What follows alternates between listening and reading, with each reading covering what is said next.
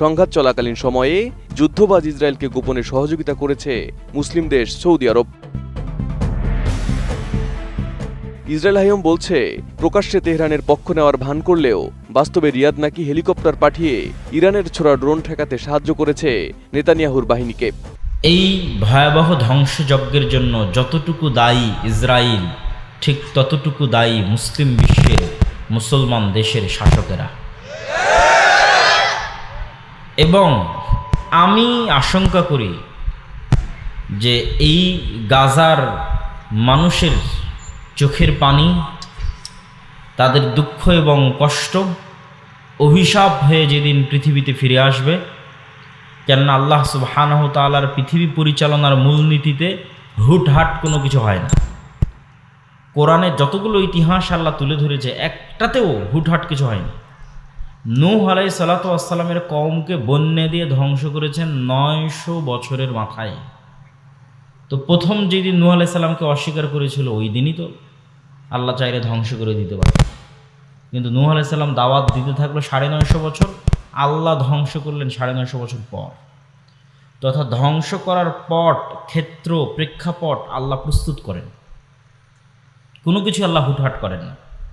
বাংলাদেশে এমন একটা দিন ছিল যখন মানুষ কোনোদিন কল্পনাও করেনি যে গত 16 বছর যারা শাসন করেছে তারা এক সময় দেশ থেকে পালিয়ে যাবে, কল্পনাও করেন। কিন্তু মানুষ হয়তো যারা সরাসরি অত্যাচারের শিকার হয়েছে তারা হয়তো মনে করত যে এইটা হয়তো আর কোনোদিন শেষ হবে না। কিন্তু আল্লাহ সুবহানাহু ওয়া তাআলার পরিকল্পনা ছিল ভিন্ন। আল্লাহ সুবহানাহু ওয়া তাআলা সাথে সাথেই কোনো কিছু করেন না। ইউসুফ আলাইহিস সালাতু ওয়াস সালাম যেই দিন কুয়াতে নিক্ষিপ্ত হয়েছেন ভাইদের মাধ্যমে, আল্লাহ জিবরাইলকে বলবেন, জিবরাইল, ওই যে আমার বান্দা ইয়াকুব কাঁদতেছে, তার ছেলে হারিয়ে গেছে, এই দুঃখে কাঁদতেছে, আল্লাহর কাছে দোয়া করতেছে, আল্লাহ আমার ছেলে হারিয়ে ফেলেছি, ছেলেকে ফেরত দাও। তো জিবরাইল ওই যে কুয়ার মধ্যে ইউসুফ পড়ে আছে, ওকে উঠিয়ে নিয়ে গিয়ে তার বাপের কাছে পৌঁছে দাও। কত সহজ! 1 সেকেন্ড 1 মিনিটে কাজ হয়ে যাবে, নবীর দোয়া কবুল হয়ে যাবে। অথচ আল্লাহ সুবহানাহু ওয়া তাআলা ইউসুফ আলাইহিস সালাতু ওয়াস সালামকে তার বাপের কাছে ফিরিয়ে দিচ্ছেন কত লম্বা ঘটনার পর, অন্তত 30, 35, 40 বছর পর। কোথায় মানুষের বাড়িতে, রাজার বাড়িতে চাকর কৃতদাস হিসেবে কাজ করলেন, মিথ্যা অপবাদ মাথায় নিয়ে জেলে গেলেন, 7 বছর জেলে থাকলেন। জেলের মধ্যে তো, জেল থেকেও তো আল্লাহ এমনি বের করতে পারেন। ফেরেশতাকে গিয়ে বলবেন, ওই যে জেলের মধ্যে ইউসুফ বন্দী আছে, উঠিয়ে দেওয়ালটা পার করে দাও। কত সহজ! তো জেল থেকে ইউসুফ আলাইহিস সালাতু ওয়াস সালামকে বের করার জন্য আল্লাহ সুবহানাহু ওয়া তাআলাকে সিস্টেম তৈরি করতে হয়েছে। এই জন্য তিনি লাতিফ। কি সিস্টেম তৈরি করলেন? বাদশাহ স্বপ্ন দেখল, সেই স্বপ্নের কেউ ব্যাখ্যা দিতে পারে না। তো আগের যারা জেলের সঙ্গী ছিল তারা বাদশাকে বলল যে জেলে একজন ব্যক্তি আছে যে ব্যাখ্যা দিতে পারে, ডাকো। ব্যাখ্যা দেওয়া হলো, ব্যাখ্যা মনোপুত হলো, এবং তিনি নিজে থেকে বললেন যে আমাকে এই দায়িত্ব দিলে দায়িত্ব আমি সঠিকভাবে পালন করতে পারবো, তবে শর্ত হচ্ছে যারা আমার উপর মিথ্যা অপবাদ দিয়েছিল এদেরকে মিথ্যা অপবাদ তুলে নিতে হবে। মিথ্যা অপবাদ তুলে না নিলে আমি জেল থেকে বের হব না এবং কোনো দায়িত্ব পালন করব না। তারপরে তার ভাইদের সাথে তার সাক্ষাৎ হচ্ছে, যখন ভাইয়েরা ওই দুর্ভিক্ষের সময় খাবার নেওয়ার জন্য সেখানে যাচ্ছে। তাহলে প্রত্যেকটা জিনিস এমনভাবে ঘটতেছে যে কেউ বুঝতে পারবে না যে এই এতগুলো জিনিস ঘটানো হচ্ছে, সব শেষে ইউসুফ আলাইহিস সালামকে তার বাপের কাছে ফিরিয়ে দেওয়া হবে। তার পট পরিবর্তন হচ্ছে, প্রেক্ষাপট তৈরি হচ্ছে। তো যেই দিন ইয়াকুব আলাইহিস সালাতু ওয়াস সালাম তার 11 সন্তানকে সহ মিশরে যাচ্ছেন, সেই দিন মিশরে গিয়ে 11 ভাই ইউসুফ আলাইহিস সালাতু ওয়াস সালামকে সিজদা করতেছে। তখন ইউসুফ আলাইহিস সালাতু ওয়াস সালাম তার বাপ ইয়াকুব আলাইহিস সালামকে বলছে, আব্বা, আমি আপনাকে ছোটতে বলেছিলাম ইন্নী রাআইতু আহাদা আশারা কাওকাবা, আমি দেখছি যে 11টা তারকা আমাকে সিজদা করতেছে। ওই যে ছোটবেলায় স্বপ্ন দেখেছিলাম 11টা তারকা আমাকে সিজদা করতেছে, সেই 11টা তারকা আমার 11 ভাই। আজ 40 বছর পর আমার 11 ভাই আমাকে সিজদা করতেছে। একটা স্বপ্ন বাস্তবায়ন হতে সময় লাগলো 40 বছর। তারপরের কোরআনের আয়াত ওই অংশেই, ইন্না রব্বি লাতিফ, আমার প্রতিপালক অনেক সূক্ষ্ম, খুব সূক্ষ্মভাবে আল্লাহ সুবহানাহু ওয়া তাআলা কাজ করেন। তো যেটা বলছিলাম যে গাজার শিশুদের কান্না যদি অভিশাপ হিসেবে পৃথিবীতে ফিরে আসে, এবং আসবেই, আজ হোক কাল হোক, আল্লাহ সুবহানাহু ওয়া তাআলা সেই প্রেক্ষাপট কীভাবে তৈরি করবেন আল্লাহ ভালো জানেন।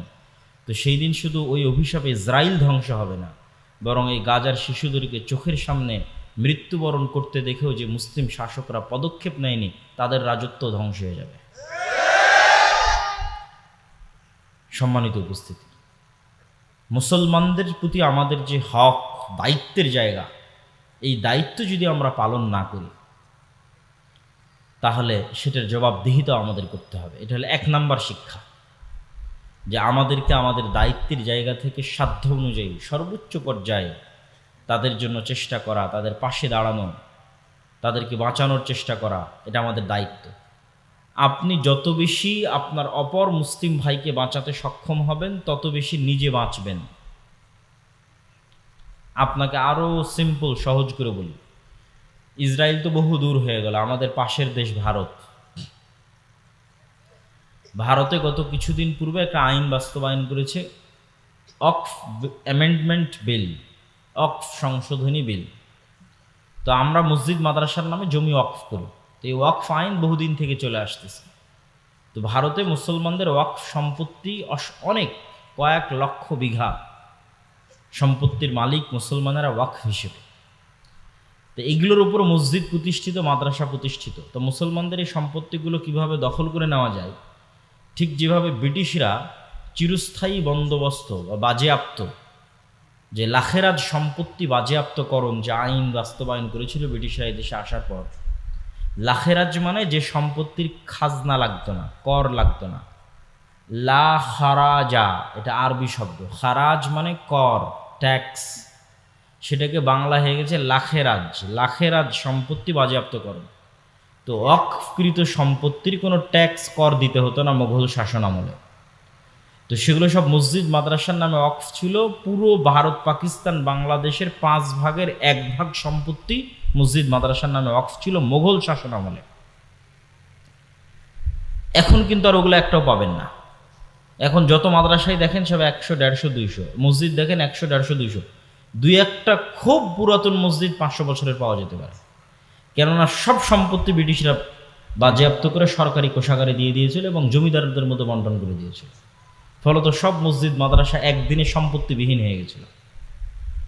ঠিক একইভাবে আজকের ভারত সরকার মুসলমানদের এই গত 150-200 বছরে যে সম্পত্তিগুলো তারা ওয়াকফ করেছে, মোগল শাসনামলে যেগুলো করেছিল সেগুলো তো ব্রিটিশরা খেয়ে নিয়েছে। ব্রিটিশদের পর থেকে মুসলমানেরা যে গত 150-200 বছরে যা ওয়াকফ করেছে সেটা ধ্বংস করার এবং সেটা খাওয়ার জন্য সকল বন্দোবস্ত সম্পূর্ণ, এবং মুসলমানদেরকে তাদের ধর্মীয় প্রতিষ্ঠানে সম্পূর্ণরূপে পঙ্গু করে দেওয়ার সকল রাস্তা তৈরি করা শেষ। এবং বিদ্বেষ কোন পর্যায়ে গেলে বাদশাহ আলমগীরের মতো একজন মহৎ বাদশার কবর পর্যন্ত খুঁড়ে তার লাশকে পর্যন্ত, মানে লাশের উপর পর্যন্ত রাগ মিটানোর যে খাহেশ, যে আগ্রহ, এই বিদ্বেষ কোথায় গেলে এই আগ্রহ হতে পারে। সম্মানিত উপস্থিতি, এখান থেকে কি বলতে চাচ্ছিলাম, এই ভারতের মুসলমানদের যদি আপনি বাঁচাতে না পারেন তো একদিন আপনিও বাঁচবেন না। রোহিঙ্গার মুসলমানদের যদি আপনি বাঁচাতে না পারেন তো একদিন আপনিও বাঁচবেন না। আজকে আরব বিশ্ব যদি গাজার মুসলমানদের বাঁচাতে না পারে তো একদিন তারাও বাঁচবে না। এটা পৃথিবীর নিয়ম।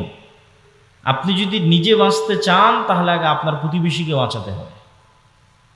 আপনার পাশে যে বাড়িতে আগুন লেগেছে সেই বাড়ির আগুন নিভাতে হবে, না হলে সে আগুন আস্তে আস্তে আস্তে আস্তে আপনার বাড়িতে চলে আসবে। তাহলে আপনি যদি স্বাধীন থাকতে চান তাহলে আপনার পার্শ্ববর্তী দেশ রোহিঙ্গা মুসলমানদের স্বাধীনতা নিশ্চিত করতে হবে, ভারতের মুসলমানদের স্বাধীনতা নিশ্চিত করতে হবে, আরব বিশ্বের মুসলমানদের, গাজার মুসলমানদের স্বাধীনতা নিশ্চিত করতে হবে, তাহলে তারাও স্বাধীন থাকবে। না হলে যেই বিস্ফোরা, ইসরায়েলের যে বিস্ফোরা, আজকে মনে করছেন গাজাকে মাটির সাথে মিশিয়ে দিয়েছে, কালকে জর্ডানকে মাটির সাথে মিশিয়ে দিবে না, লেবাননকে মাটির সাথে মিশিয়ে দিবে না, সিরিয়াকে মাটির সাথে মিশিয়ে দিবে না, এর কোনো গ্যারেন্টি নেই। এই জন্য মুসলমানদের সতর্ক হওয়া অতীব জরুরি। এখান থেকে আমাদের পরের প্রশ্ন, পরের শিক্ষার বিষয় হচ্ছে, কেন মুসলমানদের আজ এই অবস্থা?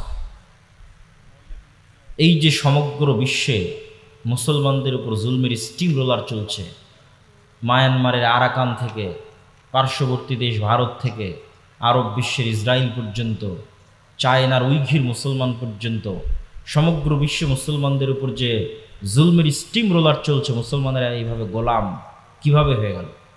এর পিছনের কারণ কি এবং এটার থেকে মুসলমানেরা মুক্তি পাবে কিভাবে? এর পিছনের কারণ এবং এর থেকে মুক্তি পাওয়ার মানদণ্ড যদি আমরা দাঁড় করাই, ফিলিস্তিন দিয়ে দাঁড় করানো যাবে।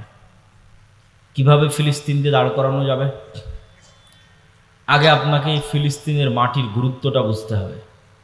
যে আয়াত আমি তেলাওয়াত করেছি, আল্লাহ বলছেন সুবহানাল্লাযী আসরা বিআবদিহি লাইলাম মিনাল মসজিদিল হারামি ইলাল মসজিদিল আকসা।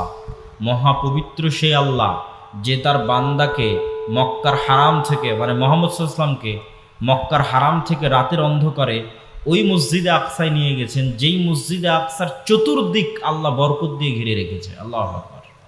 কোরআনের আয়াতের অনুবাদ করলাম, বারাকনা হাওলা, যে মসজিদে আকসার চারিদিক আল্লাহ বরকত দিয়ে ঘিরে রেখেছে। আর এক আয়াতে আল্লাহ সুবহানাহু ওয়া তাআলা বলছেন ওয়ানাজ্জাইনাহু ওয়া লূতান ইলাল আরদিল্লাতী বারাকনা ফিহা লিল আলামিন। আমি আল্লাহ ইব্রাহিমকে আশ্রয় দিয়েছি ওই মাটিতে, আমি আল্লাহ লূতকে আশ্রয় দিয়েছি ওই মাটিতে, যেই মাটিতে আমি বরকত রেখেছি সমগ্র পৃথিবীর মানুষের জন্য। কোন মাটিতে আশ্রয় দিয়েছেন? ইব্রাহিম আলাইহিস সালাতু ওয়াস সালামের বাপের বাড়ি ইরাক। বাপ যখন বাড়ি থেকে বের করে দিয়েছে, ইরাক থেকে পালিয়ে উনি আশ্রয় নিয়েছেন জেরুজালেমে, ফিলিস্তিনে, শামে। তখন এই দেশের নাম ফিলিস্তিন ছিল না, শাম ছিল। ফিলিস্তিন, লেবানন, জর্ডান, ইসরায়েল, সিরিয়া, এগুলো সব হচ্ছে শাম। হাদিসে যেখানে শাম আসবে, তথা বাংলায় যেখানে, ইংরেজিতে যেখানে আমরা সিরিয়া বলবো, এগুলো সব তার অন্তর্ভুক্ত। ফিলিস্তিন শামের অন্তর্ভুক্ত, লেবানন শামের অন্তর্ভুক্ত, ইসরায়েল শামের অন্তর্ভুক্ত, জর্ডান শামের অন্তর্ভুক্ত, সিরিয়া নিজেও শামের অন্তর্ভুক্ত। তো ইব্রাহিম আলাইহিস সালাতু ওয়াস সালাম ইরাক থেকে শামে হিজরত করলেন, আর লূত আলাইহিস সালাতু ওয়াস সালামের কওমকে আল্লাহ উল্টিয়ে দিলেন, ধ্বংস করলেন। তখন লূত আলাইহিস সালাম ঈমানদারদের নিয়ে শামে আশ্রয় নিলেন, তথা জেরুজালেম, মসজিদে আকসা এবং তার পার্শ্ববর্তী অঞ্চলে আশ্রয় নিলেন। তো এই দুই নবী যেই মাটিতে আশ্রয় নিয়েছে, সেই মাটিকে আল্লাহ বলছেন যে আমি এই মাটিতে সমগ্র পৃথিবীবাসীর জন্য বরকত রেখেছি। আল্লাহু আকবার। লিল আলামিন, সমগ্র পৃথিবীবাসীর জন্য। সম্মানিত উপস্থিতি, এই মসজিদে আকসা মুসলমানদের যে ইতিহাস এবং ঐতিহ্য আছে, সেই ইতিহাস এবং ঐতিহ্যের সাথে কিভাবে সম্পৃক্ত। ইব্রাহিম আলাইহিস সালাতু ওয়াস সালামের বংশের দুইটা ধারা, একটা ধারার নাম বানু ইসরাইল, একটা ধারার নাম বানু ইসমাইল। একটা স্ত্রী সারার বংশধর আর একটা স্ত্রী হাজরার বংশধর আলাইহিমা সালাতু ওয়াস সালাম। বানু ইসমাইল হচ্ছে উম্মতে মুহাম্মাদি, বানু ইসরাইল হচ্ছে ইসহাক আলাইহিস সালাতু ওয়াস সালাম এবং তার বংশধর, ইয়াকুব আলাইহিস সালাতু ওয়াস সালাম এবং তার বংশধর, ইসমাইলের ভাই ইসহাক এবং তার বংশধর, তারা হচ্ছে বানু ইসরাইল। তো বানু ইসরাইলের সকল নবী, দুই একজন বাদে সকল নবী এই জেরুজালেম, এই মসজিদে আকসায় প্রেরিত হয়েছে। এটা নবীদের শহর, এটা নবীদের স্থান। তার মধ্যে দুই একটা নবীর নাম আপনারা খুব ভালোভাবে জানেন, যেমন দাউদ এবং সুলাইমান। দাউদ এবং সুলাইমান সমগ্র পৃথিবীতে যে শাসন ব্যবস্থা প্রতিষ্ঠা করেছিল, যেই রাজত্ব আল্লাহ অতীতে কাউকে দেয়নি, ভবিষ্যতেও কাউকে দিবে না, সেই বিশাল রাজত্বের রাজধানী ছিল জেরুজালেম, মসজিদে আকসা। এই মসজিদে আকসা সেই মসজিদে আকসা, যেই মসজিদে আকসার কথা আল্লাহ কোরআনে বলছেন এভাবে, ওয়াইদ ক্বালাত ইমরাতু ইমরান রব্বি ইন্নী নাযারতু লাকা মা ফি বাতনি মুহাররারা। যখন ইমরানের স্ত্রী বলল, আল্লাহ আমার পেটে যে সন্তান আছে তোমার রাস্তায় ওয়াকফ করে দিলাম, তোমার রাস্তায় মানে মসজিদে আকসার জন্য ওয়াকফ করে দিলাম। ফালাম্মা ওয়াদাআতহা ক্বালাত রব্বি ইন্নী ওয়াদাতুহা উনসা। যখন সন্তান প্রসব হলো, বলছে আল্লাহ আমি তো মেয়ে সন্তান প্রসব করেছি। আল্লাহু আ'লামু বিমা ওয়াজাআত, আর আল্লাহ আগে থেকেই জানেন যে সন্তান মেয়ে। ওয়ালাইসা যাকারু কাল উনসা, সকল পুরুষ মেয়ের মতো নয়, সকল মেয়ে পুরুষের মতো নয়। আর আমরা তার নাম রেখে দিলাম মারিয়াম। কুল্লামা দাখালা আলাইহা জাকারিয়াল মিহরাব ওয়াজাদা ইনদাহা রিজকা। যখনই জাকারিয়া, খালু জাকারিয়া মারিয়ামের মেহরাবে প্রবেশ করে, তখনই দেখে অসময়ের ফল। ক্বালা ইয়া মারিয়াম আন্না লাকি হাযা। মারিয়াম অসময়ের ফল কোথায় থেকে আসলো? ক্বালাত হিয়া মিন ইনদিল্লাহ। মারিয়াম বলল আল্লাহর পক্ষ থেকে অসময়ের ফল আসে। ইন্নাল্লাহা ইয়ারযুকু মান ইয়াশা বিগাইরি হিসাব। আল্লাহ যাকে ইচ্ছে তাকে বেহিসাব রিজিক দান করতে পারেন। হুনালিকা দাআ জাকারিয়া রাব্বাহ। জাকারিয়া যখন দেখলো আল্লাহ ইমরানকে এত সৎ একজন পরহেজগার আল্লাহওয়ালা কন্যা সন্তান দান করেছে, যার কাছে আল্লাহ আসমান থেকে খাবার পাঠায়, তা আমি তো জাকারিয়া বৃদ্ধ হয়ে গেলাম, আমার তো এরকম একটা সন্তান হলো না। হুনালিকা দাআ জাকারিয়া রাব্বাহ। তখন জাকারিয়া ওখানেই সালাতে দাঁড়িয়ে গিয়ে আল্লাহর কাছে দোয়া করতে লাগলেন, আল্লাহ আমাকে একটা সৎ সন্তান দাও। বৃদ্ধ হয়ে গেছি, আমার স্ত্রী বন্ধ্যায়, চুল দাড়ি পেকে গেছে, কিন্তু সন্তান চাই মারিয়ামের মতো। তো এই মারিয়াম যেই মসজিদের খেদমত করছে সেই মসজিদের নাম কি? মসজিদ আকসা। এই যে পুরো ঘটনা বলতেছে আল্লাহ নিজে কোরআনে বলতেছে, সূরা মারিয়ামের নামে আলাদা সূরা আছে, এগুলো সব মসজিদ আকসায় ঘটতেছে।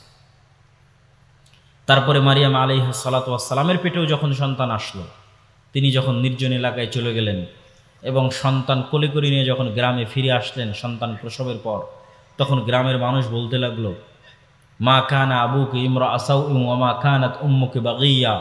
তোমার বাপ তো খারাপ মানুষ ছিল না, তোমার মা তো ব্যভিচারী ছিল না, তাহলে তুমি এই সন্তান কোথায় থেকে নিয়ে এসেছো? ফা আশারাত ইলাইহি।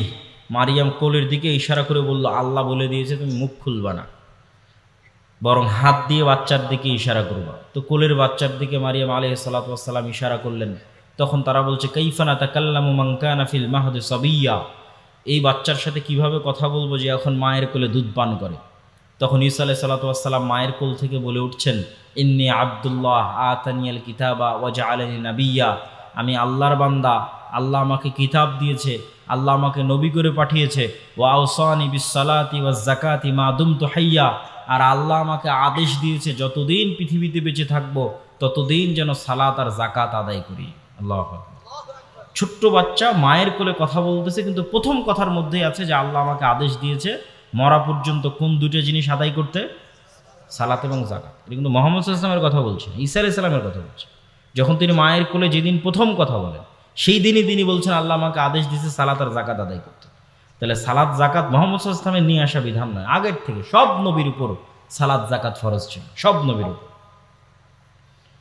তো এই ঘটনা কেন বললাম? তাহলে ঈসা আলাইহিস সালামের জন্মস্থান কোথায় হলো? জেরুজালেম, আজকের ফিলিস্তিন, আজকের যেই মসজিদ আকসা এবং তার পার্শ্ববর্তী অঞ্চল, সেটা হচ্ছে ঈসা আলাইহিস সালামের জন্মস্থান।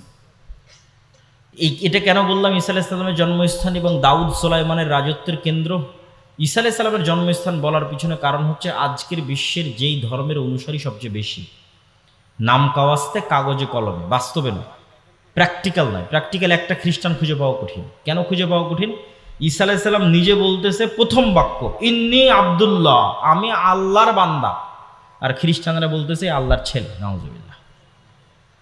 উনি মুখ দিয়ে প্রথম যে বাক্য উচ্চারণ করছেন, কোরআন বলছে ওনার মুখ দিয়ে উচ্চারিত প্রথম বাক্য হচ্ছে ইন্নী আব্দুল্লাহ, আমি আল্লাহর বান্দা। আর খ্রিস্টানরা বলতেছে তিনি নাকি আল্লাহর ছেলে। তাহলে তো এরা প্র্যাকটিক্যাল খ্রিস্টান হলো না? কাগজে কলমে নাম কাওয়াস্তে বর্তমান পৃথিবীতে খ্রিস্টান ধর্মের অনুসারী সবচেয়ে বেশি, মুসলমানদের চেয়ে বেশি। তাহলে এই যে পুরো খ্রিস্টান বিশ্বের যিনি নবী, তথা ইউরোপ এবং আমেরিকার মানুষেরা যাকে নবী হিসেবে মানে, তার জন্মস্থান হচ্ছে ফিলিস্তিন, জেরুজালেম। এই জন্য এখানে আরও একটা মজার জিনিস আছে। ইউরোপ আর আমেরিকার গর্ব হচ্ছে গায়ের রং, চামড়া সাদা, এবং এটাকে ভিত্তি করে তাদের দেশে রেসিজম চলে। আগে প্রচুর চলতো, এখন বাহ্যিকভাবে কমে গেছে, অন্তরে আছে। এটার কারণে আজ থেকে 70-80 বছর আগে কালো নিগ্রো আফ্রিকানদেরকে তারা গোলাম হিসেবে খাটাতো। কেন? এদেরকে তারা মানুষই মনে করতো না, just only for colour, skin colour, গায়ের চামড়ার রঙের কারণে। এবং এশিয়ানদেরকে, সেমেটিকদেরকে, যারা মেটে শ্যামা অথবা শ্যামা সাদা, মেটে সাদা, তাদেরকেও তারা নিম্ন হিসেবে তুলনা করে। কিন্তু ইউরোপিয়ান আর আমেরিকানরা এটাও ভুলে গেল যে তারা যাকে নবী হিসেবে মানতেছে তার গায়ের রং তাদের মতো নয়। ঈসা আলাইহিস সালামের জন্ম কোথায় হচ্ছে? ঈসা আলাইহিস সালামের জন্ম হচ্ছে জেরুজালেমে। ঈসা আলাইহিস সালাম সন্তান কার? ইব্রাহিমের। তাহলে ঈসা আলাইহিস সালাম এশিয়ান, সেমেটিক, অ্যারাবিয়ান। মুহাম্মদ সাল্লাল্লাহু আলাইহি ওয়াসাল্লামের গায়ের রং যা, আমার আপনার গায়ের রং যেমন, যদি কারো গায়ের রং মেটে উজ্জ্বল বর্ণের সাদা হয়, শ্যামা সাদা হয়, ধবধবে হলদে সাদা যে ইউরোপিয়ান আমেরিকান, সে গায়ের চামড়া ঈসা আলাইহিস সালামের ছিল না। তাহলে তাদের যে গায়ের চামড়াকে ভিত্তি করে যে অহংকার, সেটার কোনো ভিত্তি থাকে না। এবং এখানে আরও একটা জিনিস শিখার আছে, আজকের ইসরায়েলে সবাই মাইগ্রেট করে এসেছে আমেরিকা এবং ইউরোপ থেকে, সবার গায়ের চামড়া ধবধবে সাদা। তো সে কেমনে ইব্রাহিম আলাইহিস সালাতু ওয়াস সালামের সন্তান হয়? ইব্রাহিম আলাইহিস সালাতু ওয়াস সালামের সন্তান হলে তো গায়ের চামড়া সেই রঙের, সেই কালারের ঠিক থাকতে হবে। কেননা তাদের যে অহংকার, সেই অহংকারের ভিত্তিটা কি? তাদের অহংকারের ভিত্তি আল্লাহ সুবহানাহু ওয়া তাআলা নিজে কোরআনে মাজিদে বলছেন যে আশাদ্দুন নাসে আদাওয়াহ, মুমিন এবং মুসলমানদের সাথে সবচেয়ে বেশি শত্রুতা করবে পৃথিবীতে দুইটা জাতি। একটা হচ্ছে পাশের দেশের ব্রাহ্মণ্যবাদী মুশরিকরা, আর একটা হচ্ছে ইসরায়েলের জায়নিস্ট ইহুদিরা। আল্লাহর কোরআনের আয়াত, আল্লাহ বলেছেন যে মুসলমানদের উপর সবচেয়ে বেশি শত্রুতা করবে ব্রাহ্মণ্যবাদী হিন্দুরা, জায়নিস্ট ইহুদিরা মুসলমানদের সাথে সবচেয়ে শত্রুতা করবে। তাহলে বাদ গেল কে? খ্রিস্টানেরা শত্রুতার দিক থেকে অতটা থাকবে না। কেন থাকবে না? আল্লাহ তাদেরকে বলেছেন ওয়ালা যালিন, তারা সত্য জানে না, জানলে সত্য মেনে নিত। এই জন্য অতীতেও যত মানুষ ইসলাম গ্রহণ করেছে তার বেশিরভাগ খ্রিস্টান থেকে ইসলাম গ্রহণ করেছে। কিয়ামত পর্যন্ত যত মানুষ ইসলাম গ্রহণ করবে তার বেশিরভাগ খ্রিস্টান থেকে ইসলাম গ্রহণ করবে। কেননা তারা সত্য জানে না, জানলে মানবে। এই জন্য দেখবেন যে আজকের ইউরোপ আমেরিকায় সব নন মুসলিমরা মিছিল করতেছে ফিলিস্তিনের পক্ষে, যাদের নাম দিয়েছে ট্রাম্প সরকার বা ইসরায়েলের সরকার বা ইসরায়েলের মিডিয়া প্রো প্যালেস্টাইনিয়ান। যে প্রো প্যালেস্টাইনিয়ান যে প্রোটেস্ট হচ্ছে, তথা প্যালেস্টাইনকে সাপোর্ট করে যে প্রোটেস্টটা হচ্ছে, 90% সব নন মুসলিম এবং খ্রিস্টান। এইটা আজ থেকে 10-15 বছর আগে দেখা যায়নি কেন? আজ থেকে 10-15 বছর আগে মিডিয়া কুক্ষিগত ছিল। বিবিসি, CNN নিজস্ব যে মিডিয়ার চ্যানেল সেটা কুক্ষিগত ছিল। এখন তো ইনস্টাগ্রাম, টুইটার, ফেসবুক ওপেন, সারা পৃথিবীর মানুষ দেখতে পাচ্ছে যে এখানে জুলম হচ্ছে। ওই যে আল্লাহ বলেছে ওয়ালা যালিন, খ্রিস্টানরা পথভ্রষ্ট, জানলে কথা বলবে। তো খ্রিস্টানরা যখন জানতেছে যে এখানে জুলম হচ্ছে, চোখের সামনে দেখতে পাচ্ছে যে গাজাতে জুলম হচ্ছে, তখন তারাও মিছিল মিটিং করতেছে। এই জন্য মিডিয়ার পাওয়ার আছে। আপনি যদি মনে করেন আমেরিকাকে একচাটিয়ে দোষ দিবেন যে আমেরিকা ইসরায়েলকে সাপোর্ট দিচ্ছে, দোষ দেওয়া যাবে, তবে এর আরেকটা ব্যাখ্যাও আছে। আরেকটা ব্যাখ্যা হচ্ছে আমেরিকা ইসরায়েলকে তার জুলম হিসেবে যতটা না তাকে সাপোর্ট দেয়, অথবা জুলম হিসেবে যদি সাপোর্ট দেয়, তো তার পাশাপাশি একটা বড় অংশ থাকে সফট কর্নার। সে সফট কর্নারটা কি? সেটা হচ্ছে ইসরায়েলের ইহুদিরা এমনভাবে গত 100 বছরে ইউরোপ এবং আমেরিকার ব্রেন ওয়াশ করেছে মিডিয়া দিয়ে যে ওদের চাইতে দুনিয়াতে মাজলুম আর কেউ নাই। একটা পয়েন্ট অফ ভিউ যেটা আমরা দেখতেছি সেটা কি? আমেরিকা ইসরায়েলকে সাপোর্ট দিচ্ছে তার জুলমে। এর মধ্যে আরেকটা জিনিস আছে যেটা আমরা জানি না, সেটা হচ্ছে গত 100 বছরে ইহুদিরা এমনভাবে খ্রিস্টানদের ব্রেন ওয়াশ করেছে আমেরিকা এবং ইউরোপে যে আমাদের চাইতে এই পৃথিবীতে মাজলুম কেউ নাই। এটা তৈরি করতে সহযোগিতা করেছে কোনটা? ওই যে হিটলার 60 লক্ষ ইহুদিকে গ্যাস চেম্বারে ঢুকিয়ে হত্যা করেছিল। 60 লক্ষ ইহুদিকে গ্যাস চেম্বারে ঢুকিয়ে হত্যা করার পর ওটাকে বলা হলোকাস্ট। এই এক হলোকাস্টকে বিক্রি করে দেখো আমাদের উপর কি জুলুম হয়েছে। 60 লক্ষ ইহুদিকে গ্যাস চেম্বারে ঢুকিয়ে হত্যা করা হয়েছে। পৃথিবীতে কোথাও আমাদের দাঁড়ানোর জায়গা নেই। যেখানেই যাই সেখানে মানুষ আমাদের সাথে খারাপ ব্যবহার করে, আমাদেরকে মারে ধরে। অতএব আমাদের জন্য একটা দেশ দাও, একটা জায়গা করে দাও যেখানে গিয়ে আমরা থাকবো। তাহলে তার জুলমের সাপোর্ট হিসেবে যতটা, তার কিন্তু আর একটা বড় অংশ আছে এটা দেখানো যে আমরা মাজলুম। ঠিক এই কাজটাই কিন্তু এখন মুসলমানেরা একটু হলেও সাকসেস হচ্ছে, যে গাজার মানুষেরা মাজলুম, এখানে ইসরায়েল হচ্ছে জালেম এবং গাজার মানুষেরা মাজলুম। এটাই ওপেন সোশ্যাল মিডিয়ার এই সোর্সিং থাকার কারণে ইউরোপ এবং আমেরিকার যারা সাধারণ মানুষ তাদের পক্ষে এই বিষয়টা বোঝা এবং গ্রহণ করা সহজ হচ্ছে এবং তারা এটার পক্ষে অবস্থানও প্রকাশ করতেছে। তো তাদের লজিকটা বলতে চাচ্ছিলাম যে ইসরায়েল বা ইহুদি বা ব্রাহ্মণ্যবাদী যে দুইটা জাতির কথা আল্লাহ বলল যারা মুসলমানদের সাথে সবচেয়ে বেশি শত্রুতা করবে, লজিকটা কি? লজিকটা হচ্ছে সুপারিয়রিটি থিওরি। ইহুদিরা বিশ্বাস করে যে তারা চোজেন বাই দ্য গড, তথা আল্লাহর পক্ষ থেকে পৃথিবীতে বাছাইকৃত একমাত্র আল্লাহর সন্তান হচ্ছে ইহুদিরা। বলেন নাউজুবিল্লাহ। এই জন্য কেউ ধর্ম চেঞ্জ করে ইহুদি হতে পারবে না। জন্মগত ইহুদি হতে হবে। এই কারণে তারা বাদে, যেহেতু তারা চোজেন বাই দ্য গড, আল্লাহ কর্তৃক বাছাইকৃত আল্লাহর সন্তান, তাদের বিশ্বাস অনুযায়ী এই জন্য তারা বাদে আর বাকি পৃথিবীর সবাই হচ্ছে গরু, ছাগল, মহিষ, ভেড়া, বকরি অথবা পশু প্রাণীও নয়, এদের জবাই করলেই কি